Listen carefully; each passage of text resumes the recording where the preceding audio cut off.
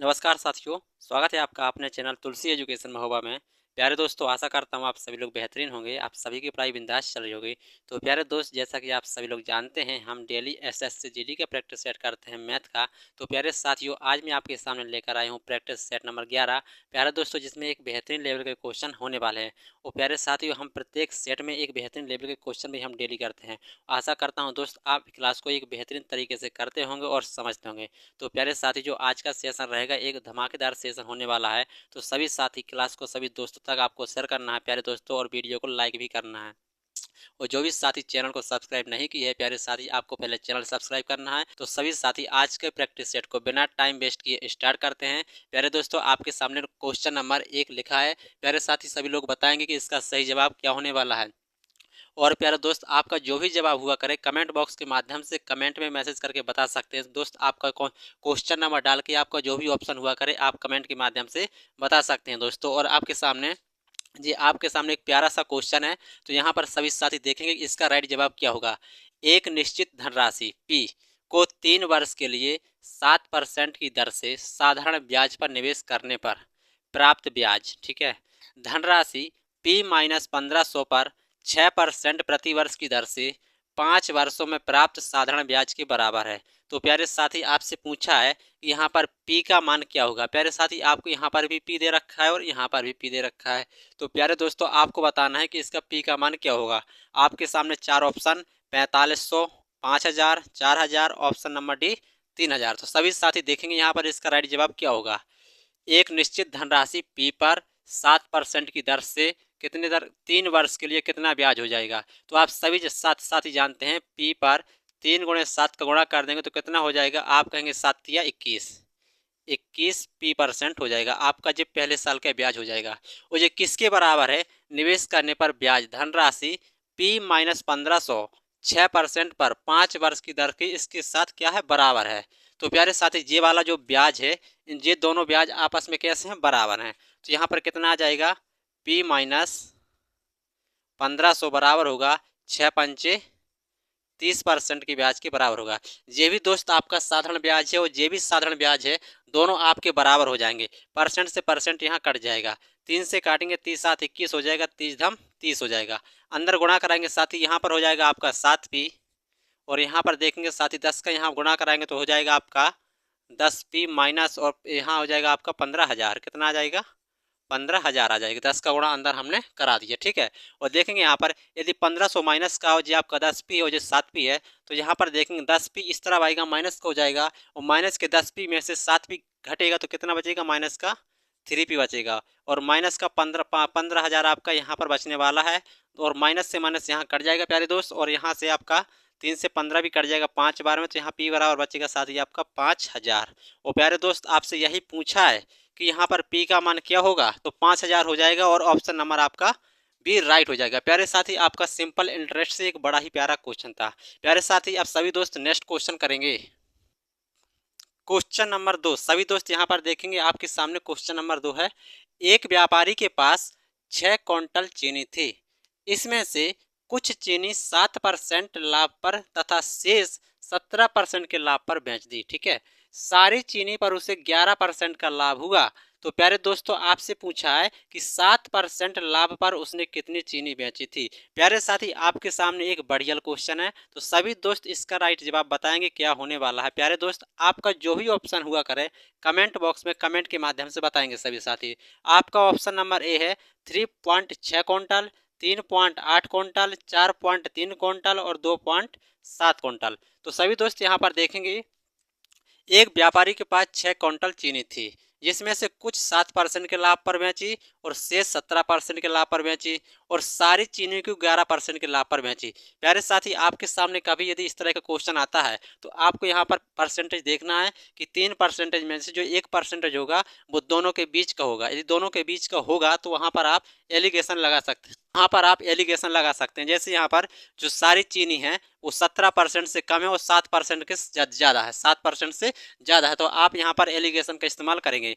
देखेंगे प्यारे दोस्त, यहाँ पर एक को हमने 7% के लाभ पर बेची और दूसरे को शेष भाग को हमने 17% के लाभ पर बेची, और जो सारी चीनी थी उसको हमने कितने पर बेचा, आप कहेंगे 11% के लाभ पर बेचा, सारी चीनी को 11% के लाभ पर बेचा। तो प्यारे दोस्त यहाँ पर आप इसका रेशियो निकाल सकते हैं कि 17 में से 11 घटेगा तो बचेगा आपका 6 और 11 में से 7 घटेगा तो बचेगा आपका 4 बचेगा। ठीक है, और यहाँ पर रेशियो निकालेंगे 2 3 6 हो जाएगा, 2 दूना 4 आ जाएगा। प्यारे साथी 17% वो सॉरी 7% पर कितनी चीनी 3, 17% पर 2, ओवरऑल कितनी है 3 और 2 5, ओवरऑल कितनी है 3 2 5, ओवरऑल वहाँ पर कितनी है 6। तो ये 5 बराबर होगी साथी आपकी 6 के, तो 1 बराबर आ जाएगा आपका 6/5। ठीक है, और आपसे पूछा है 7% पर, 7% पर कितनी बचेगी आप कहेंगे 3, 1 बराबर 6/5 तो 3 की वैल्यू कितनी होगी आपको ये बताना है। तो यहाँ पर आ जाएगा आपका 6 या 18 बटे में आ जाएगा 5, 5 से काटेंगे दोस्त आपका आ जाएगा 5 या 15, 3 बच्चा और 6.30 हो जाएगा, 5 6 30 हो जाएगा, 3.6 क्विंटल। तो ऑप्शन नंबर आपका ए राइट हो जाएगा। प्यारे साथी आपका जो एलिगेशन से एक बढ़िया क्वेश्चन था। तो प्यारे दोस्तों आशा करता हूँ आप सभी को समझ में आया होगा। मैं आपके सामने फिर से डिस्कस करता हूँ कि कभी भी आपके सामने 3% हो और उसमें से 1% ऐसा होगा जो दोनों परसेंटेज के बीच होगा, एक से ज़्यादा होगा तो दूसरे से कम होगा। तो आपको वहाँ पर समझ जाना है कि वहाँ पर हमारा एलिगेशन लगने वाला है, और एलिगेशन एक ऐसा मेथड है जो क्वेश्चन को आसानी से तोड़ देता है। ठीक है दोस्त, आप सभी साथी नेक्स्ट क्वेश्चन करेंगे। क्वेश्चन नंबर 3 प्यारे साथी यहाँ पर देखेंगे, आपके सामने बेहतरीन क्वेश्चन है। सभी दोस्त इसका जवाब बताएंगे क्या होने वाला है। मैं दोस्तों आपके सामने क्वेश्चन को पढ़े देता हूँ। यहाँ पर एक 240 मीटर लंबी रेलगाड़ी को एक खंबे को पार करने में जितना समय लगता है उतनी ही गति से उससे अपनी लंबाई की दोगुनी लंबाई के प्लेटफार्म को पार करने में उससे से 40 सेकंड अधिक लगते हैं। प्यारे साथी आपसे पूछा है लास्ट में कि रेलगाड़ी की चाल क्या होगी। प्यारे दोस्तों क्वेश्चन को समझना, एक बढ़िया क्वेश्चन यहाँ पर देखेंगे। यहाँ पर एक 240 मीटर लंबी रेलगाड़ी थी, ठीक है, वो एक खंबे को पार करने में उसे जितना समय लगता है, एक खंबे को पार करने में उसे जितना समय लगता है, फिर कह रहा उसे अपनी लंबाई की दोगुनी लंबे एक प्लेटफार्म को पार करती है। जब वो प्लेटफार्म को पार करती है तो उससे फिर 40 सेकंड अधिक लगते हैं। तो फिर दोस्त आपसे पूछा है कि यहाँ पर उसकी रेलगाड़ी की चाल क्या होने वाली है। तो प्यारे दोस्त यहाँ पर समझना, आप कितनी आसानी से समझ सकते हैं। यहाँ पर देखेंगे एक रेलगाड़ी थी, ये आपकी एक रेलगाड़ी थी, इसकी जो लंबाई थी हम कहेंगे वो कितनी थी 240 मीटर थी। ठीक है, ये किस चाल से जा रही थी, हमने माना ये एस चाल से जा रही थी। कितना टाइम लग रहा था, हमने कहा टी टाइम लग रहा था। प्यारे दोस्त यहाँ पर समझना, फिर कह रहा एक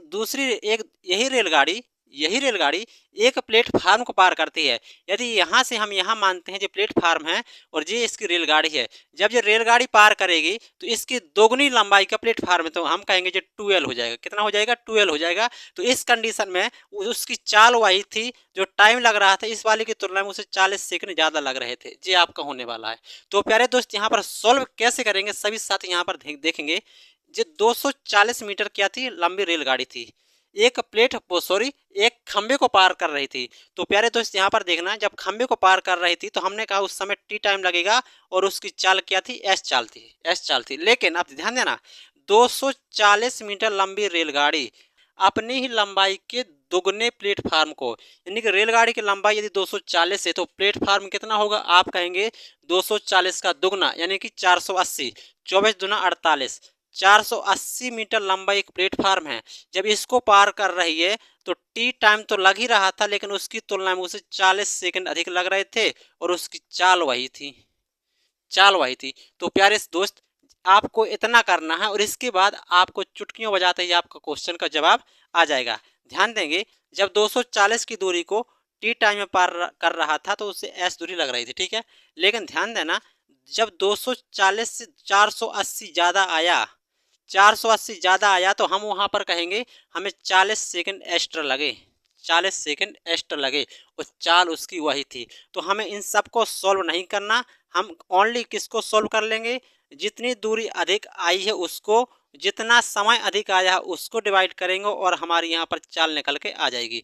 0 से 0 काटेगा, 4 से 48 कटेगा 12 बार में, और एस आपकी चाल थी कितनी आ चुकी है आप कहेंगे 12 मीटर पर सेकेंड, और ऑप्शन नंबर आपका डी राइट हो जाएगा। प्यारे साथी मैंने आपको थोड़ा समझाने के लिए थोड़ा यहाँ पर टाइम लिया है। आपको करना कैसा है देखेंगे, 240 मीटर लंबी रेलगाड़ी खंबे को पार करेगी तो खुद की लंबाई के बराबर उसकी लंबाई होगी। तो वहाँ पर टी टाइम लग रहा था, उसकी चाल एस थी। लेकिन जब वही रेलगाड़ी एक प्लेटफार्म को पार करती है जिसकी लंबाई रेलगाड़ी की दुगनी है, तो रेलगाड़ी की लंबाई ये रही, दोगुना प्लेटफार्म है तो इसका दोगुना 480 जो हो गया, और टी टाइम तो लग ही रहा था, लेकिन उसकी तुलना में 40 सेकंड और अधिक लग रहे हैं, तो टी प्लस 40, लेकिन चाल उसकी वही थी। तो प्यारे दोस्त, इतनी लंबाई बढ़ने से हमारा 40 सेकंड टाइम बढ़ा है, इतनी लंबाई बढ़ने से हमारा 40 सेकंड टाइम बढ़ा है। तो हम इसी को सॉल्व कर लेंगे कि इतनी लंबाई बढ़ने से हमारा टाइम बढ़ा है, तो क्या चाल होगी। तो हमने यही निकाल लिया, 480/40, और एस आपकी स्पीड हो जाएगी, कितना निकल के आया 12। तो ऑप्शन नंबर आपका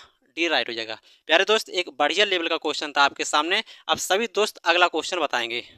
क्वेश्चन नंबर 4 देखेंगे दोस्त, आपके सामने बढ़िया सा क्वेश्चन लिखा है, और प्यारे दोस्त सभी साथी इसका जवाब बताएंगे क्या होने वाला है। प्यारे साथियों, आप क्लास को सभी दोस्तों तक शेयर करेंगे प्यारे दोस्तों, और वीडियो को लाइक करना है प्यारे साथी, और चैनल को सब्सक्राइब भी करेंगे प्यारे दोस्त। चैनल को सब्सक्राइब करना ना भूलें प्यारे दोस्तों, ठीक है। और सभी दोस्तों को क्लास को शेयर करना, अपने जितने भी सारे दोस्त कांटेक्ट में हो सभी दोस्तों तक आपको शेयर करना है प्यारे साथी क्लास को, ठीक है। यहाँ पर दोस्त क्वेश्चन नंबर 4 है, ए किसी कार्य को 12 दिन में समाप्त कर सकता है, ठीक है। ए की तुलना में बी 60% अधिक कार्यकुशल है, और उसी कार्य को पूरा करने में बी कितने दिन लेगा। प्यारे साथी, यहाँ पर देखेंगे सभी दोस्त इसका राइट जवाब क्या होने वाला है। ए किसी कार्य को 12 दिन में कर सकता है, और ए की तुलना में बी 60% अधिक कार्यकुशल है। प्यारे साथी, यहाँ पर देखेंगे थोड़ा, 60% का रिफ्रैक्शन निकालेंगे हम, कितना आ जाएगा, आप कहेंगे 60/100 आ जाएगा, परसेंट हटेगा, और 0 से 0 कट जाएगा, 2 से काटेंगे 3 आ जाएगा, 2 से काटेंगे 5 आ जाएगा। प्यारे दोस्त, मैं आपके सामने परसेंटेज को तोड़ के बताता हूँ। कई साथी ऐसे भी होंगे कि उसको यहाँ परसेंटेज समझ में नहीं आता होगा, तो मैं आपको साथी तोड़कर बताता हूँ कि कोई फ्रैक्शन आपकी कैसे आती है, जो ज़्यादा आसान होती है, मैं वहाँ पर आपको डायरेक्ट भी कर सकता हूँ, ठीक है। यहाँ पर देखेंगे अब क्या कह रहा था, यहाँ पर निकल के आया आपका 3/5 निकल के आया, 60% का फ्रैक्शन निकल के आया 3/5, लेकिन क्या कह रहा, ए की तुलना में बी 60% अधिक है। यानी कि हम कहेंगे ए की कार्य क्षमता यदि 5 थी, ए की कार्य क्षमता 5 थी, तो बी कितना है, बी 3 अधिक है, तो 5 से 3 अधिक कितना हो जाएगा, बी 8 हो जाएगा। लेकिन कह रहा शुरू में कि ए 12 दिन में करता है, यदि ए की क्षमता 5 है और 12 दिन में कर रहा है, तो कितना काम कर लेगा, 12×5 = 60 काम कर लेगा। कितना काम करेगा, 60 काम करेगा। यदि 60 काम कराना है, कितने किससे कराना है, बी से कराना है, कह रहा पूरा करने में बी कितना टाइम लेगा, उसी कार्य को पूरा करने में बी कितना टाइम लेगा, तो 60 काम है, बी से कराना है, बी की क्षमता 8 है, तो कितना आ जाएगा, आप कहेंगे 4 दूना 8 आ जाएगा, और 4 से काटेंगे तो आपके यहाँ आ जाएगा 15, और 15/2 का मतलब होता है साथ ही 7.5, यानी कि 7.5, और ऑप्शन नंबर आपका बी राइट हो जाएगा। प्यारे साथी, एक बढ़िया क्वेश्चन था आपके सामने, टाइम एंड वर्क से था, ठीक है दोस्त। आप सभी दोस्त अगला क्वेश्चन करेंगे। नेक्स्ट क्वेश्चन देखेंगे सभी साथी, यहाँ पर आपके सामने क्वेश्चन नंबर 5, बड़ा ही प्यारा क्वेश्चन है, सभी साथी बताएंगे इसका राइट जवाब क्या होने वाला है। एक व्यक्ति ने कोई वस्तु खरीदकर इसे 5% लाभ पर बेचा, यदि वह इसे 5% कम में खरीदता तथा 1 रुपये कम में बेचता, तो उसे 10% लाभ होता, तो वस्तु का क्रय मूल्य क्या था। प्यारे साथी, एक बढ़िया क्वेश्चन है, तो सभी साथी बताएंगे इसका राइट जवाब क्या होने वाला। प्यारे दोस्तों, एक बढ़िया क्वेश्चन है आपके सामने, क्वेश्चन नंबर 5, तो सभी दोस्त यहाँ पर बताएंगे, ठीक है। चलिए दोस्त देखते हैं। एक व्यक्ति ने कोई वस्तु खरीदकर 5% लाभ पर बेच दिया, ठीक है।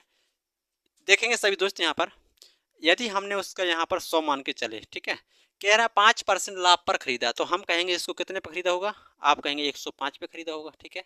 लेकिन वो कह रहा इससे 5% कम में खरीदता, यदि 100 में ना खरीदता, 5% कम में खरीदता, तो हम कहेंगे 95 में खरीदता, आप कहेंगे हाँ 95 में खरीदता, ठीक है। तो 1 रुपये कम में बेचता, इसको इस लाइन को छोड़ देना है, इस लाइन को छोड़ देना है, 1 रुपये कम में बेचता, इस लाइन को आपको थोड़ा छोड़ देना, ठीक है। फिर से पढ़ेंगे, 5% लाभ पर बेचता है, यदि वह इसे 5% कम में खरीदता तो उसे 10% लाभ होता, जब इसे 95 में खरीदता तो उसे 10% लाभ होता, तो यहाँ पर 10% लाभ निकाल देंगे, 110%/100 कितना आ जाएगा, 0 से 0 कट जाएगा, 11 में 5 का गुणा करेंगे तो आ जाएगा आपका 5, और 9 5 हो जाएगा 14, और 9 और 1 हो जाएगा आपका 10, ठीक है। एक नीचे 0 था, 1 दशमलव लगा देंगे, 104.5 आ जाएगा। अब देखेंगे 1 रुपये कम में बेचता, अब देखेंगे इसकी तुलना में जे कितना कम में बेच रहा है, आप कहेंगे 0.5, इसकी तुलना में जी कितने कम पे बेच रहा है, 0.5, वहां पर कह रहा है जब 5% कम में खरीदता तो 1 रुपये कम में बेचता तो 10% का लाभ होता। अब आपको इसका मतलब समझ आ गया होगा, ठीक है। 5% सॉरी 0.5 में कम में खरीदता, यहाँ 1 में कम में खरीदता, 0.5 बराबर हो जाएगा 1 थे, 1 बराबर हो जाएगा 1/0.5, 1/0.5। और आपको चाहिए क्रय मूल्य, तो कितना माना था 100, तो 100 का गुणा करा देंगे प्यारे दोस्त, ठीक है। ये दशमलव हटाएगा 0 आ जाएगा, 5 कम 5, 5 दूना 10 आ जाएगा, 2 का गुणा 100 में करेंगे आ जाएगा आपका 200। कितना आ जाएगा 200 आ जाएगा, और ऑप्शन नंबर आपका सी राइट हो जाएगा। प्यारे दोस्त एक बार सभी साथी फिर से समझेंगे। यहाँ पर हमने माना क्रय मूल्य कितना था 100 था, कह रहा 5% लाभ पर बेचेगा, हमने कहा 105 पर बेचेगा, ठीक है। फिर कह रहा नहीं इसे 5% कम में खरीदो, तो 100 में नहीं 95 में खरीदा होगा, 95 में खरीदता तो उसे 10% का लाभ होता, 95 का 10% लाभ निकाला, हमारा निकल के आया 104.5। जब 104.5 निकल के आया तो यहाँ पर कह रहा था ऐसा करने पर उसे 1 रुपये कम में बेचता, तो इस शुरुआत की तुलना में इतना होने पर कितना कम में बेच रहा, आप कहेंगे 0.5, 0.5 बराबर हो जाएगा किसके, आप कहेंगे 0.5 बराबर हो जाएगा 1 के, और यहाँ पर हम वैल्यू निकाल लेंगे प्यारे साथी, ठीक है। एक बढ़िया क्वेश्चन था। अब दोस्त अगला क्वेश्चन बताएंगे सभी साथी। क्वेश्चन नंबर 6 सभी दोस्त यहाँ पर देखेंगे। क्वेश्चन नंबर 6 बड़ा ही प्यारा क्वेश्चन है, बताएंगे सभी साथी इसका राइट जवाब क्या होने वाला है। एक व्यक्ति अपने गंतव्य पर जो 90 किलोमीटर की दूरी को 3 घंटे में तय कर लेता है प्यारे साथी, ठीक है। फिर कह रहा वह प्रथम आधी दूरी को 20 किलोमीटर प्रति घंटा की चाल से तय करता है, तो शेष यात्रा के लिए उसकी औसत चाल क्या थी। प्यारे दोस्त ऐसे समझेंगे जैसे यहाँ पर कुल दूरी थी, कुल दूरी जाता है वो 3 घंटे में, उसमें से जो प्रथम आधी दूरी जाता है वो 20 किलोमीटर पर घंटे की चाल से जाता है, तो जो बची हुई दूरी है उसको कितनी चाल से चलना चाहिए कि उसको ओवरऑल 3 घंटे का ही टाइम लगना चाहिए। तो सभी दोस्त यहाँ पर देखेंगे यहाँ से यहाँ तक की दूरी हम मानते हैं टोटल कितनी थी 90 किलोमीटर, उसने प्रथम आधी दूरी तय की, किस चाल से तय की, आप कहेंगे 20 किलोमीटर प्रति घंटा की चाल से तय की, ठीक है। प्रथम आधी कितनी हो जाएगी 45, ठीक है, इतनी, ठीक है। और बाकी बची हुई दूरी बची कितनी 45, उस 45 किलोमीटर की दूरी को किस चाल से तय करेगा कि उसको ओवरऑल लगने वाला टाइम कितना रहेगा 3 घंटा, क्योंकि यहाँ पर देखेंगे दूरी बटा चाल समय होता है, तो यहाँ से समय आया प्लस शेष दूरी बटे चाल ये भी समय होता है, तो इसका और इसका टोटल जो समय होने वाला है आपका 3 घंटे होने वाला है, ठीक है। तो यहाँ पर देखेंगे इसको सॉल्व कर लेंगे। प्रथम 45 किलोमीटर की दूरी तय करता है, वो कहेंगे हम 20 की चाल से तय करता है, प्लस शेष आधी कितनी बची 45, उसको किस चाल से चलेगा, हमने कहा एक्स चाल से गया, और ओवरऑल टाइम लगा उसको 3 घंटे का, क्योंकि जे भी 45 ओवरऑल टाइम लगा 3 घंटे का। यहाँ से काटेंगे 5 चौक 20 हो जाएगा, 5 नम 45 आ जाएगा, और यहाँ पर बचेगा आपका 45 बटे एक्स हो जाएगा 3 हो जाएगा, ठीक है। और जो 9 बटे जो 4 है इस तरह आया तो माइनस का 9 बटे 4 यहाँ पर जी आ जाएगा, ठीक है। 45 बटे एक्स हो जाएगा 4 तिया 12, 12 में से यहाँ पर देखेंगे सभी साथी, हाँ 4 तिया 12, और 12 में से 9 जाएगा, बचेगा आपका 3/4, और 3 कम 3, 3 से 45 कटेगा आपका 15 बार में, और क्रॉस गुणा हो जाएगा 15 कम 15, 15 चौको 60 हो जाएगा, तो एक्स का मान कितना निकल के आया, आप कहेंगे 60। तो जो शेष दूरी थी वो किस चाल से जाएगा, तो आप कहेंगे 60 किलोमीटर पर घंटा की चाल से जाने वाला है, और ऑप्शन नंबर आपका यहाँ पर भी राइट हो जाएगा। प्यारे साथी इस तरह के क्वेश्चन को ऐसे करना है, पहले आपको माइंड में डायग्राम सोचना कि बनेगा कैसे है, और फिर जैसा बन जाए वैसे ही आपको उसको सॉल्व कर देना, ठीक है दोस्त। अब सभी दोस्त अगला क्वेश्चन करेंगे। देखेंगे दोस्त नेक्स्ट क्वेश्चन आपके सामने बढ़िया क्वेश्चन है, क्वेश्चन नंबर 7 है, बताएंगे सभी साथी इसका राइट जवाब क्या होगा। नताशा नताशा ने अपने मासिक वेतन का 45% खरीदारी पर खर्च करने का निर्णय लिया, ठीक है, निर्णय लिया। रुपए 11,475 खर्च करने के बाद उसे ज्ञात हुआ कि जो यह धन उसके द्वारा खर्च किए जाने वाली राशि का 60% था। तो प्यारे दोस्त आपसे पूछा कि नताशा का वेतन कितना था। एक अच्छा नाम है दोस्त नताशा। देखेंगे नताशा का वेतन निकालेंगे सभी साथी और बताएंगे कि इसका राइट जवाब क्या होगा। नताशा ने एक अपने मासिक वेतन का 45% खर्च करने का निर्णय लिया। तो प्यारे साथी यदि हम यहाँ पर नताशा का वेतन मानते हैं कि ए था, ठीक है, और उसने 45% खर्च करने का निर्णय लिया, तो वेतन ए था, इसका उसने 45% खर्च करने का निर्णय लिया।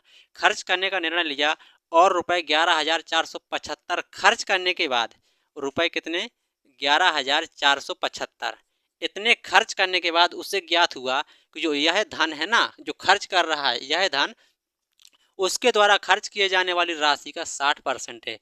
जो ये वाला धन है जो खर्च कर रही है नताशा उसका 60% है। तो अगर दोनों की वैल्यू बराबर करनी है तो इसका हमें 60% निकालना पड़ेगा और दोनों वैल्यू बराबर हो जाएंगे। प्यारे दोस्त यदि आपको ये बनाना आ गया कि इसको ऐसे बनाते हैं तो आपका क्वेश्चन चुटकियों में आ जाएगा। इसको सॉल्व कर लेंगे।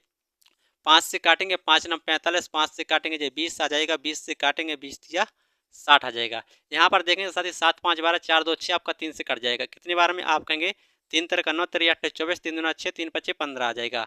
ठीक है, और 8 2 10 5 3 15 3 18, 9 से कट जाएगा प्यारे साथी। ये आपका 9 से कटेगा तो कितने बार में कटेगा, आप कहेंगे 9 चौक 36 हो जाएगा, 2 बचेगा 22 हो जाएगा, 9 दूना 18 हो जाएगा, 4 बचेगा 9 पना 45 हो जाएगा। इतना हो जाएगा और बचा आपका कितना साथी, कुछ नहीं बचा।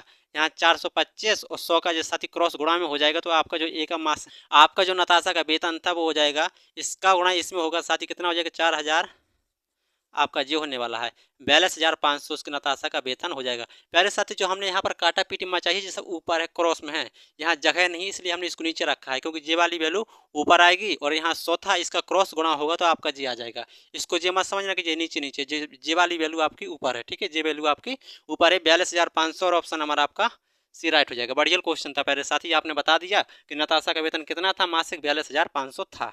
अब सभी दोस्त एक अगला क्वेश्चन बताएंगे सभी साथी। क्वेश्चन नंबर 8 बताएंगे सभी साथी, इसका राइट जवाब क्या होने वाला है। प्यारे दोस्तों एक बढ़िया क्वेश्चन है आपके सामने, क्वेश्चन नंबर 8 आपका एक एवरेज से बहुत ही बढ़िया क्वेश्चन है, तो सभी साथी बताएंगे इसका राइट जवाब क्या होने वाला है। बढ़िया क्वेश्चन दोस्त यहाँ पर चलिए दोस्त देखते हैं। गणित में 28 छात्रों द्वारा प्राप्त अंकों का जो औसत था वो 50 था। ठीक है, 8 छात्र विद्यालय छोड़कर चले गए, इससे शेष छात्रों का औसत प्राप्तांक में 5 की वृद्धि हो गई। तो विद्यालय छोड़कर जाने वाले छात्रों द्वारा प्राप्त अंकों का औसत बताना है कितना था प्यारे साथी। एक बहुत ही बढ़िया क्वेश्चन है आपके सामने, चलिए दोस्त देखते हैं। 28 छात्र थे, 28 छात्रों का औसत अंक कितना था, 50 था।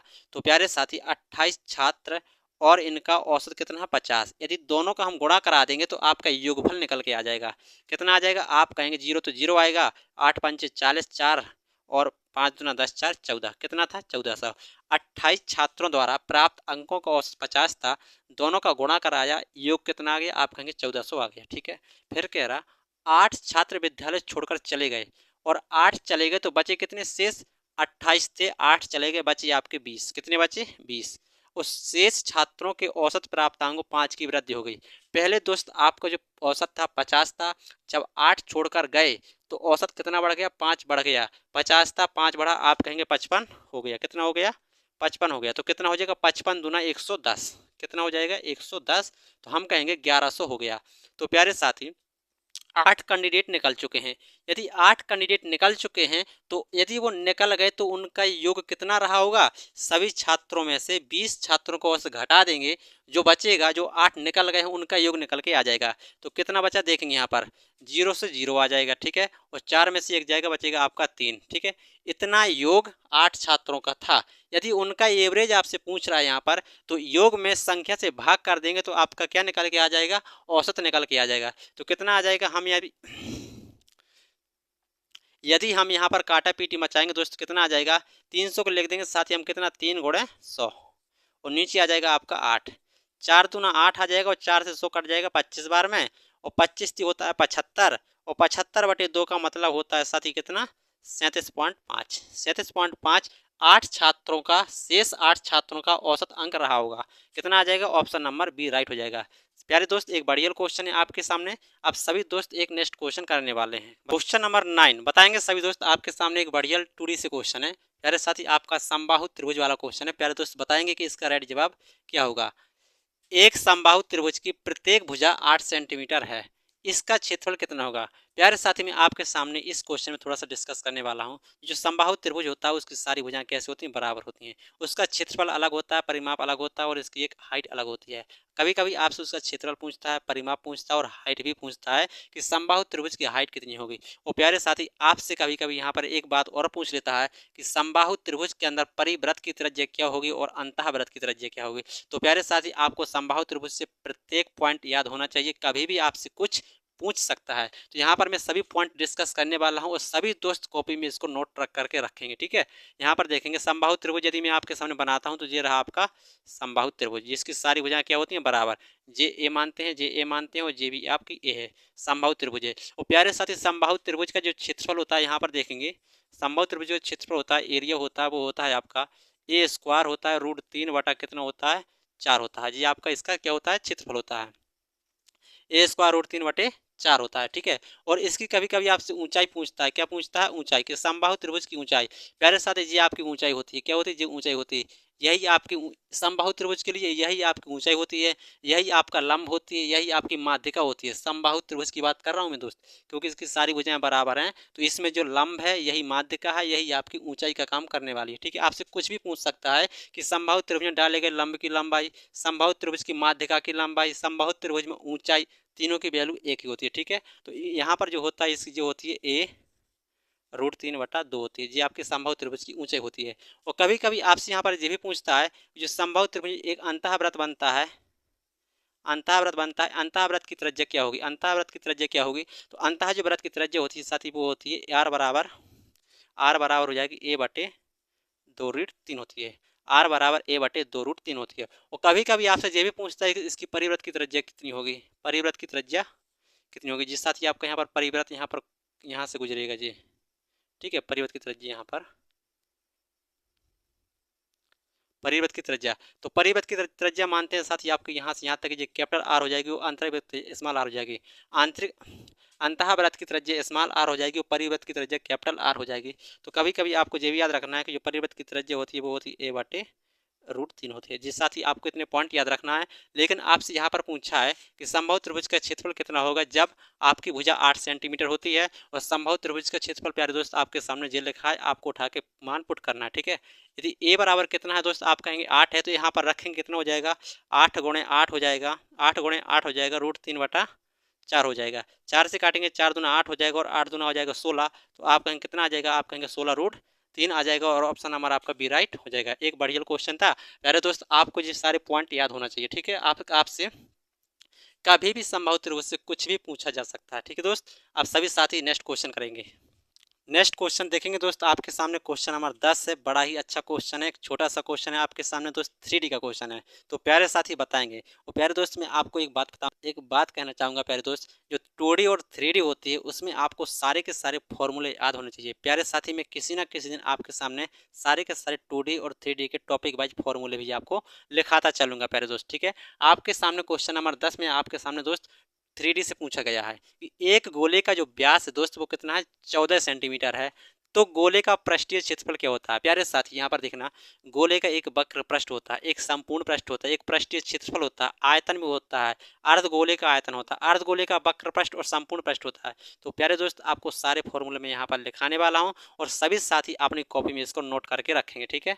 यहाँ पर पहले इस क्वेश्चन का जवाब देख लेते हैं, फिर बाद में आपको मैं लिखा दूंगा, ठीक है। एक गोला है और गोले का व्यास दे रखा है 14 सेंटीमीटर। प्यारे साथी आपसे पूछा गोले का पृष्ठीय क्षेत्रफल, तो सभी दोस्त याद रखना गोले का जो पृष्ठीय क्षेत्रफल होता है वो होता है 4πr² होता है, 4πr² गोले का पृष्ठीय क्षेत्रफल होता है। यही आपका संपूर्ण पृष्ठ होता है, गोले का यही पृष्ठीय क्षेत्रफल होता है, और यही संपूर्ण पृष्ठीय क्षेत्रफल होता है, और यही वक्र पृष्ठीय क्षेत्रफल होता है, तीनों यही होते हैं, ठीक है। और यहाँ पर देखेंगे दोस्त आपको जो व्यास है वो दे रखा है 14 सेंटीमीटर, तो त्रिज्या कितनी हो जाएगी, आप कहेंगे 7 सेंटीमीटर, त्रिज्या होगी 7 सेंटीमीटर। तो आपको यहाँ पर लगा देना 4π, पाई का मान 22/7 लिखना है, और त्रिज्या आपकी 7 है, तो 7 का स्क्वायर करेंगे तो 7 × 7 आ जाएगा जी, 7 से 7 कट जाएगा, 22 चौको हो जाएगा प्यारे दोस्त। यहाँ पर 88 और 7 का गुणा करा देंगे, 7 × 8 = 56, 5 हाथ से 7 × 8 = 56, 5 61, 616 वर्ग सेंटीमीटर, और ऑप्शन नंबर आपका सी राइट हो जाएगा प्यारे दोस्त। यहाँ पर देखना, और थोड़ा जी तो हो गया आपका क्या, गोले का वक्र पृष्ठ क्षेत्रफल, यही संपूर्ण पृष्ठ क्षेत्रफल है, यही आपका पृष्ठीय क्षेत्रफल है, ठीक है। और जो गोले का जो आयतन होता है प्यारे साथी वो होता है 4/3πr³ होता है, जो गोले का आयतन होता है, ठीक है। और यदि अर्धगोले का आयतन देखा जाए, यहाँ पर अर्धगोले का आयतन होता है 2/3πr³ होता है जी, अर्धगोले का आयतन होता है πr³ होता है यहाँ पर, ठीक है। और आपसे यही पूछता है कि अर्धगोले का संपूर्ण पृष्ठ क्या होता है, अर्धगोले का संपूर्ण पृष्ठ होता है साथी 3πr², और अर्धगोले का वक्र पृष्ठ कितना होता है, तो वो होता है 2πr²। जी प्यारे दोस्त आपको याद रखना चाहिए, ठीक है। गोले का आयतन 4/3πr³, अर्धगोले का आयतन 2/3πr³, अर्धगोले का संपूर्ण पृष्ठ 3πr², और अर्धगोले का वक्रपृष्ठ 2 पाई r² जी आपको दोस्त याद होना चाहिए। और प्यारे साथी आपके सामने जो आज का क्वेश्चन नंबर 10 था, आज आपका क्वेश्चन नंबर 10 मैंने करा दिया और ऑप्शन नंबर सी राइट हो जाएगा। तो प्यारे दोस्त आज की जो सेशन था वो यहीं पर समाप्त होता है। तो सभी दोस्त कमेंट बॉक्स के माध्यम से बताएंगे कि आज की क्लास आपको कैसे लगी। और प्यारे साथी क्लास को सभी दोस्तों तक आपको जरूर शेयर करना है और प्यारे साथी वीडियो को लाइक करना है और चैनल को आपको सब्सक्राइब भी करना है। तो प्यारे दोस्तों जो आज का सेशन था इसको यहीं समाप्त करते हैं, फिर मिलेंगे एक नए वीडियो में एक बेहतरीन क्वेश्चनों के साथ मिलेंगे सभी साथी। तो प्यारे दोस्तों आज के लिए इतना ही। धन्यवाद सभी दोस्तों को।